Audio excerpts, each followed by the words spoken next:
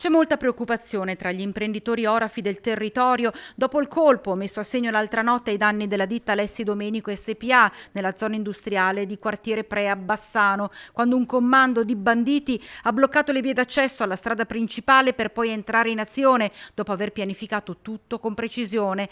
Hanno sfondato uno dei portoni dell'azienda con una macchina operatrice, nonostante l'entrata in funzione del sistema di sorveglianza e l'arrivo di carabinieri e vigilanza, i malviventi hanno fatto irruzione nello stabile rubando oro e pietre preziose. L'ennesimo furto, se si pensa che in neanche 2 anni sono almeno 7 i colpi tra tentati riusciti a ditte del settore.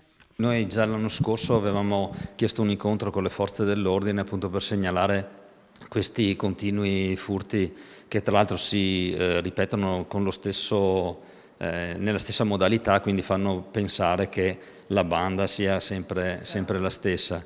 Quindi io ricevo sempre dai miei colleghi un certo senso di frustrazione, anche di preoccupazione per queste cose che continuano. Lucchetta accoglie l'occasione per lanciare un messaggio direttamente alla politica e alle istituzioni.